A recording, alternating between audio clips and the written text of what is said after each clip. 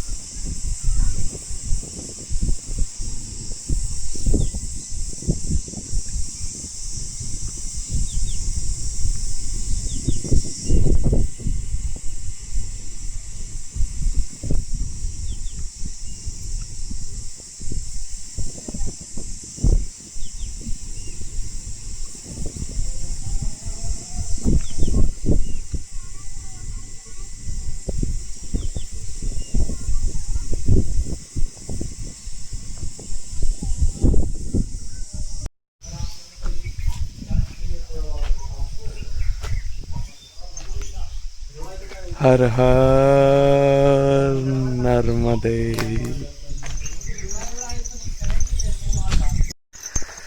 हर हर नर्मदे दोस्तों। तो भाई आज होगी 16 मई 16 मई 2026। समय हो रहा है शाम के 5:30 बज रहे हैं। सूर्य देवता आकाश में कमाल के चमक रहे हैं। एक और सुंदर सा दिव्य सा आश्रम भाई, जहाँ एक दिन का विश्राम लिया, बड़ा आनंद आया। कमाल की जगह है, दोनों तरफ, चारों तरफ खेत हैं और उस तरफ माई। तो कबीर बाबा को याद करते हैं भाई। इतना दिव्य है जब सब कुछ वातावरण हमारे आसपास। तो कबीर बाबा कहते हैं कबीरा खड़ा बाजार में, मांगे सबकी खैर। कबीरा खड़ा बाजार में, मांगे सबकी खैर। ना कहूँ से दोस्ती, ना कहूँ से बैर। कबीरा ना कहूँ से बैर। हर हर नर्मदे। और भी भाई के यह तन कांचा कुंभ है, लियो फिरे था हाथ। यह तन कांचा कुंभ है, लियो फिरे था हाथ। टपका लागा फूट गया, कछु ना आया हाथ। कबीरा कछु ना आया हाथ। कबीर बाबा हमको समझाते हैं कि भाई ये शरीर जिसे हम इतने घमंड और अभिमान के साथ लेकर घूमते रहते हैं, वो एक मिट्टी के घड़े के समान है, जो एक हल्का सा टपका लगने से भी फूट सकता है और कुछ हाथ नहीं आता, सब यहीं रह जाता है। क्या बात है। देखिए माई के पास पहुंच गए कबीर बाबा की बातें करते करते। चलिए आपको दिखाते हैं एक एडवेंचरस सा ट्रैक, छोटा सा बट एडवेंचरस तो है, यहाँ से नीचे उतरने का। ये देखिए कल यहाँ हम लोगों को अंदर जाके देखने का मौका मिला, मोटर हाउस पंप हाउस के अंदर। जय हो माई की। रास्ता देखो भाई, कमाल का रास्ता। अरे देखा कमाल रास्ते का, कैसा पैर फिसलता है।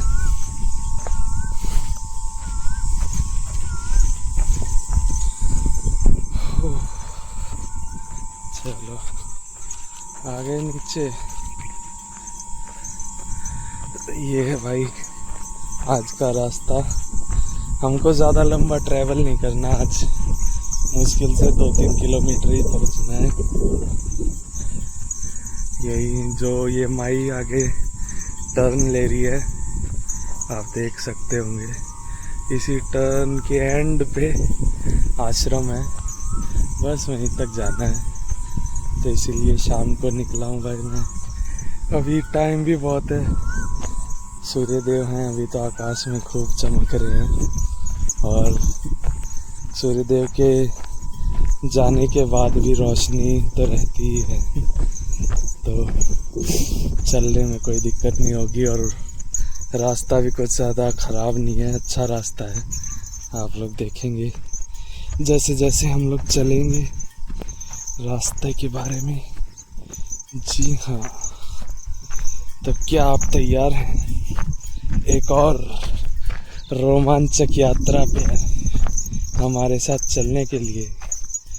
चलने से पहले चैनल को सब्सक्राइब करना ना भूलें, वीडियो को लाइक ज़रूर करें और अपने दोस्तों के साथ शेयर करें, और नर्मदे हर लिखकर अपनी उपस्थिति ज़रूर दर्ज कराएं। हर हर नर्मदे। तो भाई जैसा कि हम पिछले व्लॉग में बात करते हुए आ रहे हैं, भगवान शिव और जालंधर के युद्ध के बारे में बताया मैंने आप लोगों को। जालंधर की पत्नी वृंदा, जो कि काल नेमी राक्षस की बेटी थी, उसके पतिव्रता धर्म और सतीत्व की जो पावर थी उसके बारे में चर्चा की हमने। से देखिए भाई रास्ता तो कमाल का है, उससे भी कमाल व्यू है। एकदम ब्लू स्टोन आ रहा है मां नर्मदा का, कमाल का। खैर बैक टू द टॉपिक। तो वृंदा के पतिव्रता धर्म और उसकी पावर्स के बारे में बात की हमने। तो उसी में मैं थोड़ा और पढ़ रहा था, सर्च कर रहा था अलग अलग, क्योंकि उसमें काफ़ी सारे कैरेक्टर्स इन्वॉल्व हैं। विष्णु भगवान भी आते हैं, भगवान शंकर जालंधर से अलग युद्ध होता है उनका, विष्णु भगवान वृंदा का सतीत्व जो पतिव्रता धर्म उसे भंग करने के लिए जालंधर का रूप लेते हैं। तो बहुत सारी मतलब सीन है, कैरेक्टर्स हैं। तो उसी को थोड़ा और अच्छे से समझने के लिए मैंने अलग अलग पढ़ने की सोची और पढ़ा भी। तो उन्हीं में से कुछ पॉइंट्स मैं आप लोगों के लिए लेके आया हूँ, वही आपके साथ शेयर करना चाह रहा था। सबसे पहले आता है भाई कि वृंदा का प्रसंग है, जो वृंदा का स्टोरी है। वृंदा का प्रसंग भारतीय पौराणिक कथाओं में सबसे भावुक और गहरे अर्थ वाला माना जाता है। वृंदा जो कालनेमी की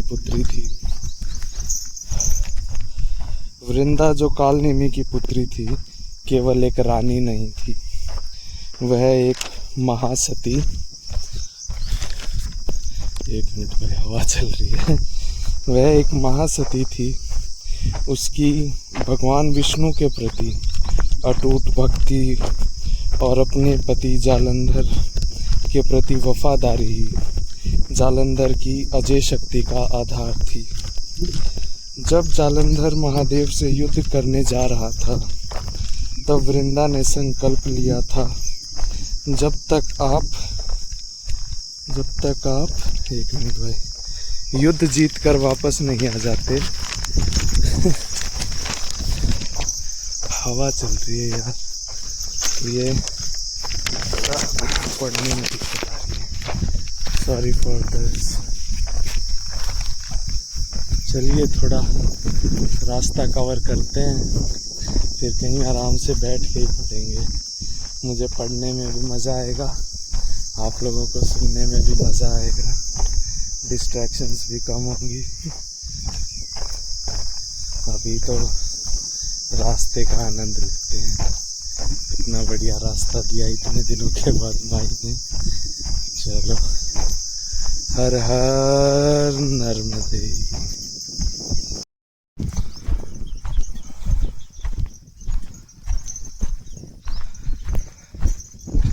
हर हर नर्मदे।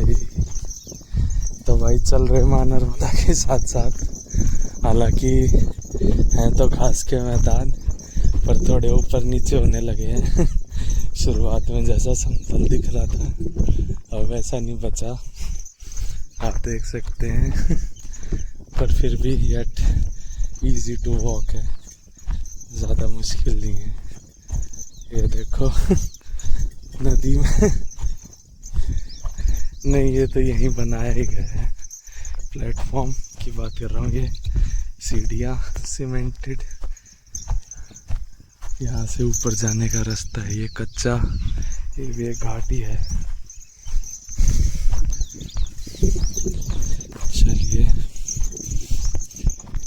अभी आगे एक संगम भी पड़ेगा, बट वो भी सूखा हुआ ही है, जैसा कि मुझे बताया गया।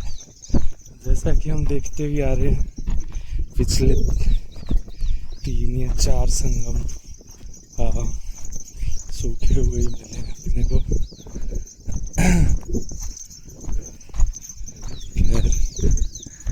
देखो भाई, कमाल का दिव्य नज़ारा माँ नर्मदा का।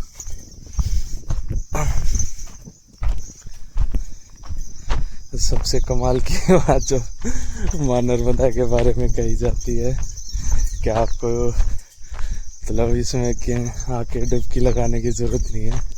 अगर आपने दर्शन कर लिए तो आपके पाप धुल गए।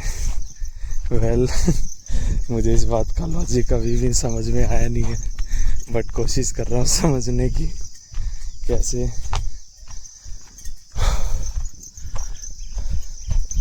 खैर, पाप तो कोई भी नदी नहीं धो सकती भाई, जब तक आपके मन के अंदर खुद पश्चाताप की भावना ना हो, तब तक तो इस धरती पे कोई ऐसा पानी नहीं है जो आपके बुरे कर्मों को ख़त्म कर सके। एक ही चीज़ है पश्चाताप, और वो हमारे अंदर ही होता है, और वो हम किसी को दिखा नहीं सकते, वो बस महसूस करने की बात है। ये मुझे लग रहा है आ गया, देखिए। चलिए, संगम आ गया, संगम। जय हो माई की। Let's see bro.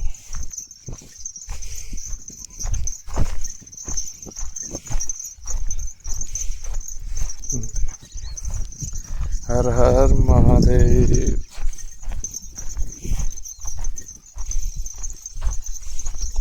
ये संगम सूखा नहीं है भाई, इसमें तो पानी दिख रहा है, इसको कैसे पार करेंगे।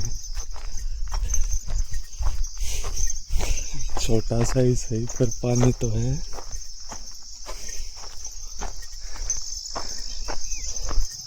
नर्मदे हर।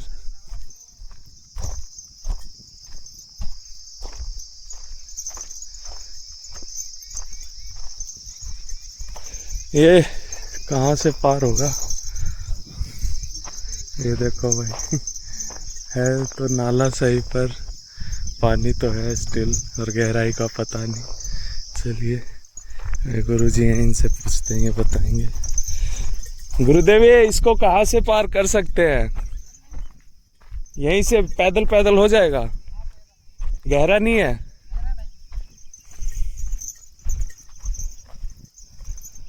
ये संगम ही है गुरुदेव? अच्छा। हर हर नर्मदे। गहरा नहीं है भाई, गुरुजी बता रहे हैं पैदल पैदल पार कर सकते हैं। चलो करते हैं। खैर पैदल पार करने के लिए भी जूते तो उतारने ही पड़ेंगे। चलिए। हर हर नर्मदे। हर हर नर्मदे। तो भाई माँ नर्मदा का नाम लेके चलो पार करते हैं। जय हो माई की। 1 मिनट भाई। हर हर नर्मदे। भाई लुंगी की हाइट ठीक कर रहा था। हाँ ज्यादा गहरा तो नहीं है भाई, माई की दया से। यहाँ तक पैर डूब रहे हैं, आराम से पार हो गया। जय हो माई की। जय हो माई की। यहाँ पैर घुस गया बल्कि अंदर।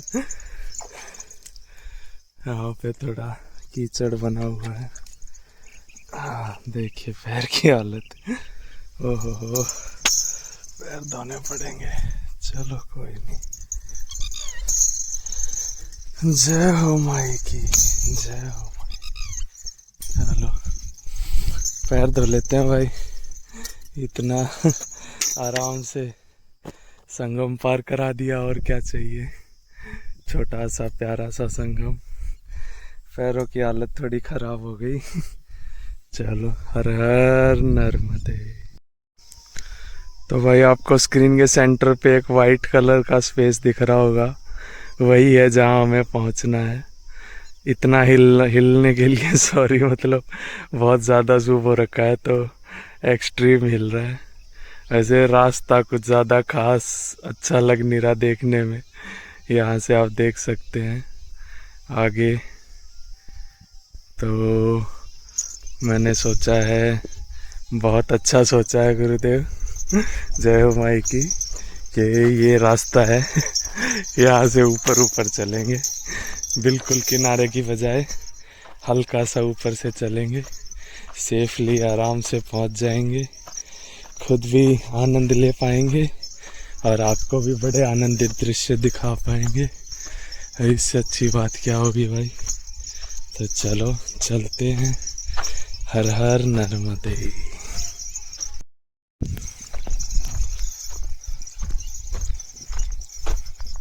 कितना कमाल का दिख रहा है ना भाई। हर हर नर्मदे। तो इसी बात पे कबीर बाबा कहते हैं, माटी कहे कुम्हार से, माटी कहे कुम्हार से, तू क्या रौंदे मोए। माटी कहे कुम्हार से, तू क्या रौंदे मोए। एक दिन ऐसा आएगा, एक दिन ऐसा आएगा, मैं रौंदूंगी तोए कबीरा, मैं रौंदूंगी तोए। हर हर नर्मदे।